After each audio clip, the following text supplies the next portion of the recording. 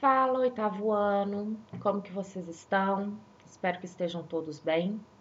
Estamos aí mais uma semana de quarentena, só que essa quarentena pra gente ela é necessária por causa da nossa saúde, né? Nós estamos preservando a nossa saúde. Mas eu não posso negar que eu tô morrendo de saudade de vocês. Estou com muita saudade de vocês mesmo. Mas é isso aí. Vamos continuar com a matéria. Bom, pessoal, eu comecei com vocês ainda em aula e continuei aqui por essas videoaulas a Revolução Industrial. E hoje a gente vai no nosso último item da Revolução Industrial, que são os desdobramentos da Revolução. Ou seja, como assim desdobramentos da Revolução? Os desdobramentos é o que veio depois, o que ocorreu depois da Revolução Industrial. Tem uma palavra que eu não gosto de usar muito, mas quais foram as consequências da Revolução Industrial? Ok? Então vamos embora, vamos começar para a gente poder matar esse capítulo. Amores, primeiro, conversar com vocês sobre isso de novo. Revolução. O que significa essa palavra revolução? Revolução, ela significa alteração, ela significa modificação. Só que uma modificação muito grande, é uma modificação em toda a estrutura. Dessa forma, a Revolução Industrial, ela trouxe primeiro para a Inglaterra, no século XVIII, depois no século XIX para mais países europeus e também Estados Unidos. E foi evoluindo, até que nós temos essa revolução tecnológica de hoje. Mas a Revolução Industrial, na verdade, ela fez uma transformação em todo o mundo. Por quê? Uma Inglaterra, vamos tratar primeiro da Inglaterra e depois da Europa. Uma Inglaterra que primeiro ela era, digamos, iminente na industrialização, ou seja, começando a sua industrialização. E ela era também bastante camponesa, né? Ela era muito feudal. E a Europa também, o que essa revolução trouxe? Essa revolução trouxe uma modificação. Uma modificação de um campo, de um artesanato, de um pouco de manufatura para uma indústria, para uma maquinofatura. Primeiro na Inglaterra, depois na Europa e depois mundialmente, ok? Então vamos lá. Aqui, tudo isso daqui eu retirei do próprio livro de vocês, tá bom, gente? A palavra revolução, ela traz uma ideia de transformação. Ela transforma, ela modifica, ela altera drasticamente alguma coisa, alguma situação, algum paradigma. Hobsbawm, ele foi um historiador já morto, né? Ele já é morto, mas ele foi um dos maiores historiadores do século XX. Que todos nós que eu falo, a maioria dos historiadores, nós conhecemos Hobsbawm. Eu tenho um livro de Hobsbawm que chama A Era dos Extremos, que, bom, enfim. Segundo Hobsbawm, um grande historiador, ele cita o seguinte: a Revolução Industrial, ela foi provavelmente o mais importante acontecimento na história do mundo, pelo menos desde a invenção da agricultura e das cidades. Por que ele foi o maior invento do mundo? Quais foram os benefícios que a Revolução Industrial trouxe? Produção em larga escala, produção das necessidades que nós temos, da produção, né, dos produtos de grandes necessidades, evolução. Ela trouxe um novo mundo para a gente. A Revolução Industrial, ela modificou um mundo que antes era de pequenas cidades, que antes era, aqui como ele mesmo fala, que antes era da agricultura e de pequenas cidades, para uma grande maquinofatura, ok? Para uma grande, hoje, a gente pode dizer, tecnologia. Vamos lá, pessoal.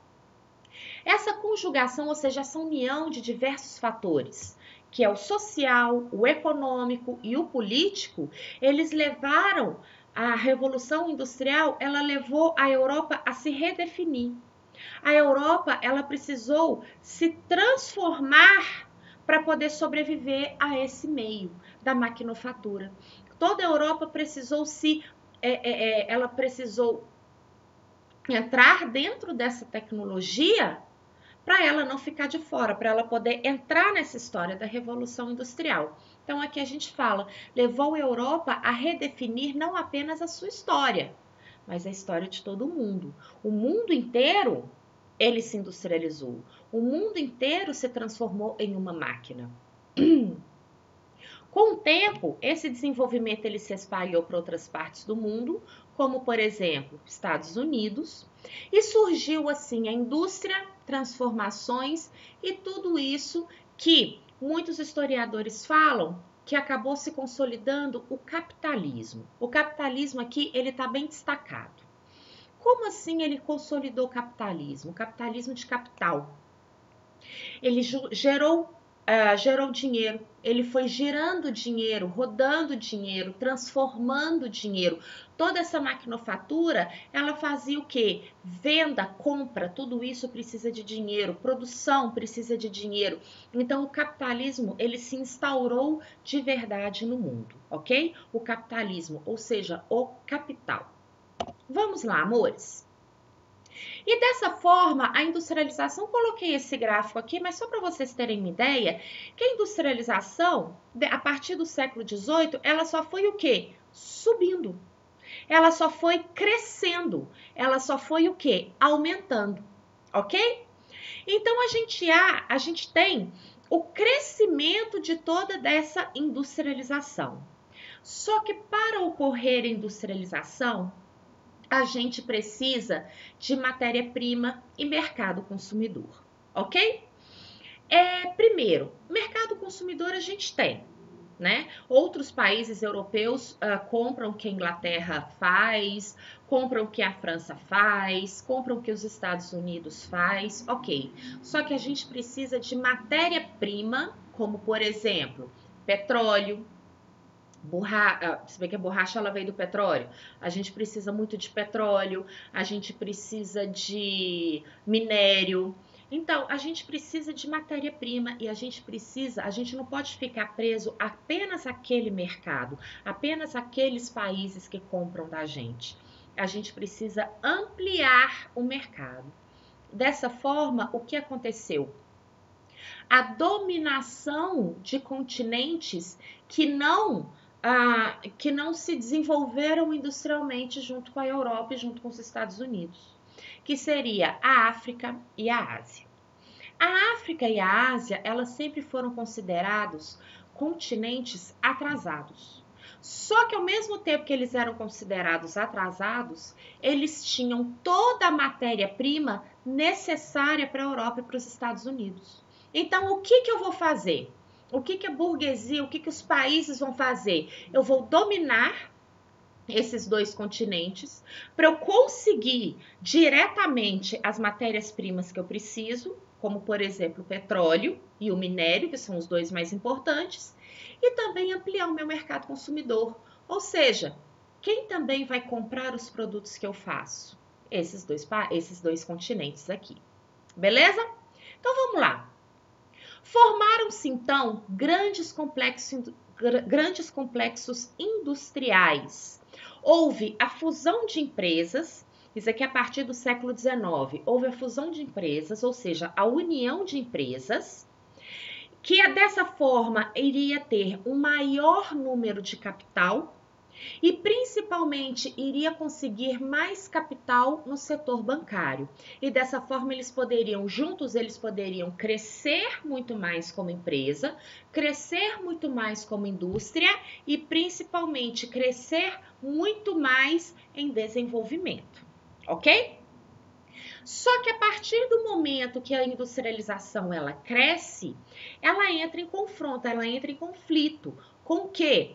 De que forma? Do que a gente fala da concorrência. Então, há uma certa monopolização da produção para esse mercado. Como assim?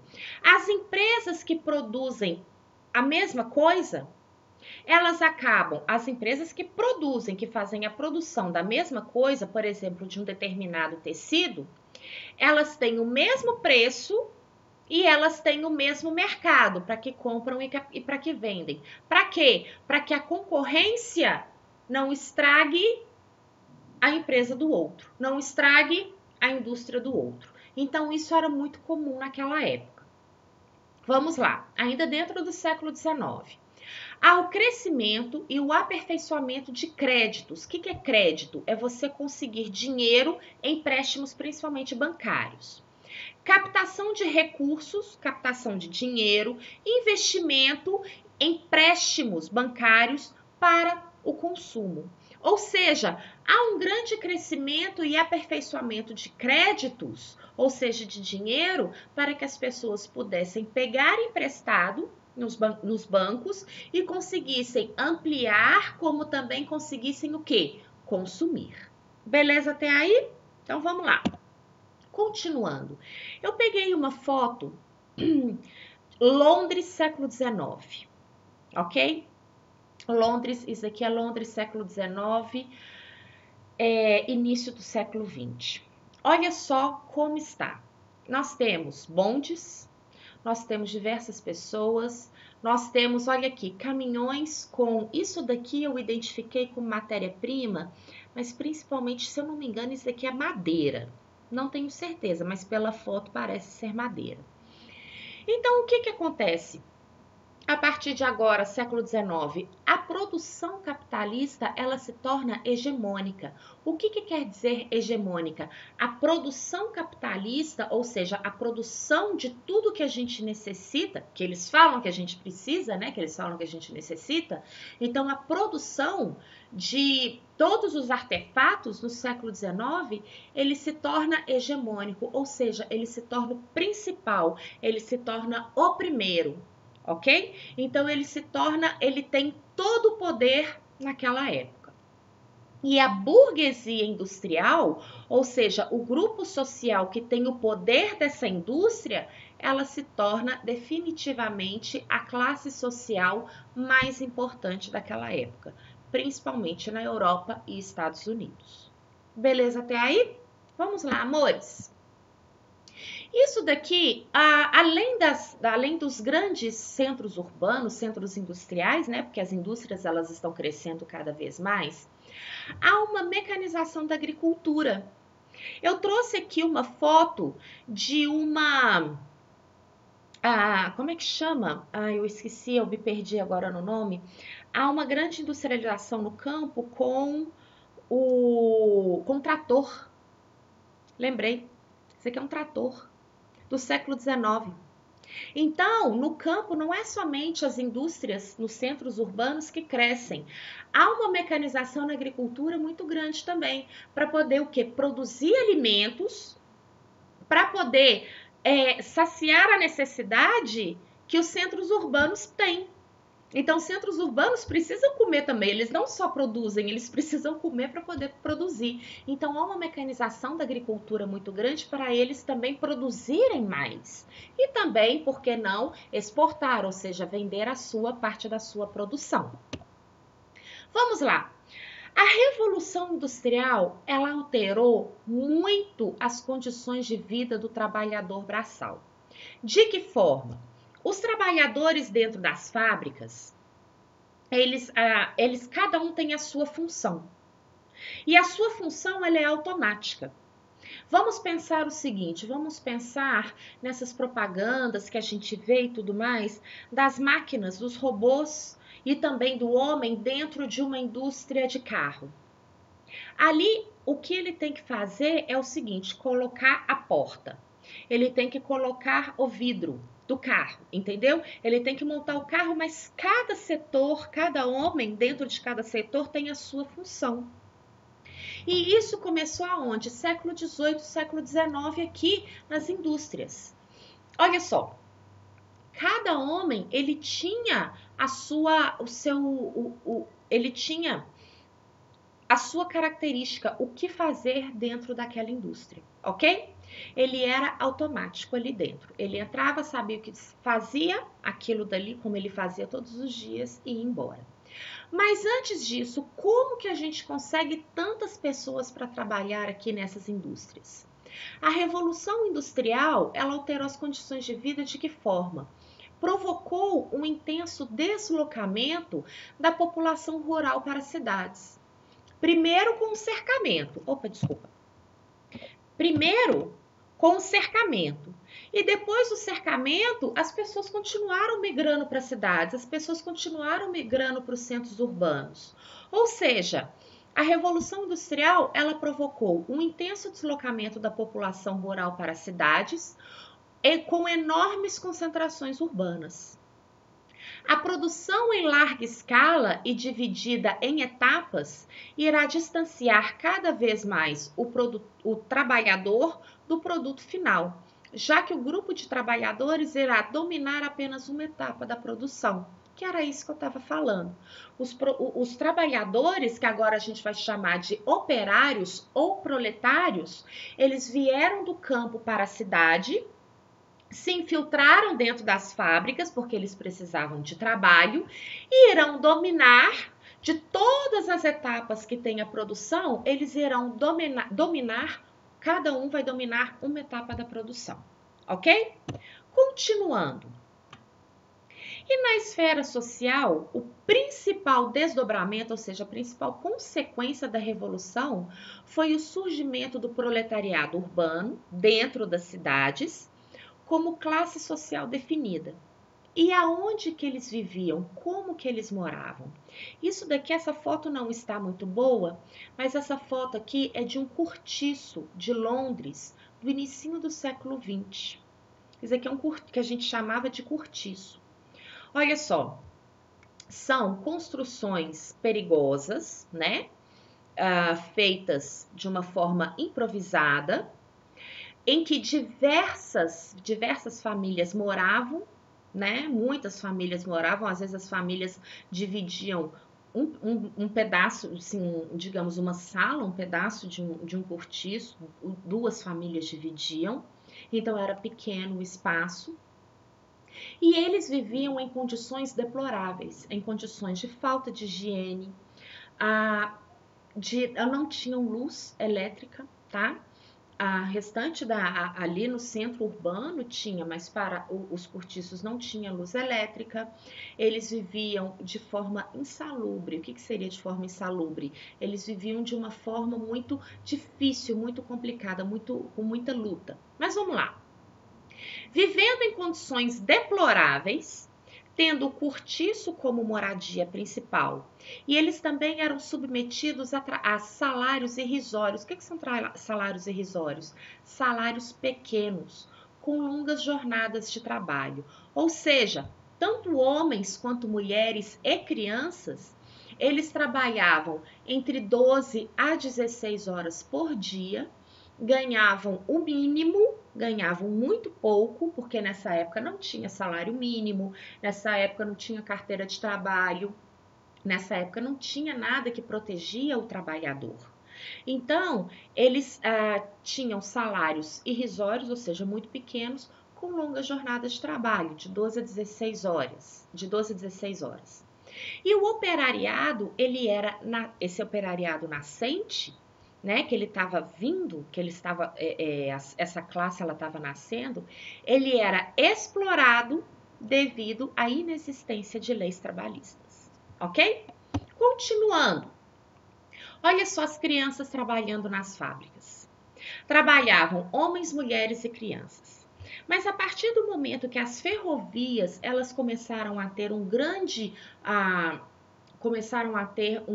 número de construções, grande parte dos homens que trabalhavam nas fábricas foram trabalhar nas ferrovias. Então, as mulheres e crianças que foram para as fábricas. Olha só, o desenvolvimento das ferrovias vai absorver grande parte da mão de obra masculina adulta, provocando, dessa forma, uma escala crescente de utilização de mulheres e de crianças como trabalhadores nas fábricas, tanto têxteis quanto nas fábricas de Minas, isso daqui no século XVIII. O agravamento dos problemas socioeconômicos, como desemprego e fome, foram outros problemas que tiveram a partir da Revolução Industrial, como, por exemplo, também, infelizmente, a prostituição e o alcoolismo de mulheres e homens, ok? Vamos lá. Amores, aqui a gente termina a nossa apostila, o capítulo 2 da nossa apostila, a nossa Revolução Industrial. A Nathalie vai passar por vocês exercícios, atividades, que são os nossos para-casas. Não deixem de fazer os para-casas, não deixem de fazer as atividades. Eu me lembro que eu entrei em acordo com Samuel e nós dois fizemos um trabalho para vocês, que eu passei no quadro, expliquei bonitinho. Quando a gente voltar, quando eu ver vocês e depois de abraçar vocês, eu vou querer esse trabalho, que eu vou corrigir com todo carinho, mas eu quero este trabalho. Então, não se esqueçam que é muito importante vocês fazerem todas as atividades que a Nathalie está enviando para vocês, né, que eu mando para ela, ela envia para vocês.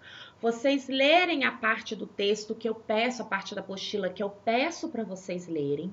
E também não deixem de fazer esse trabalho, que quando as aulas voltarem eu vou recolher, ok? No mais, um beijo grande para vocês. Na semana que vem eu corrijo as atividades e a gente entra no nosso novo capítulo, que é a independência dos Estados Unidos, ok?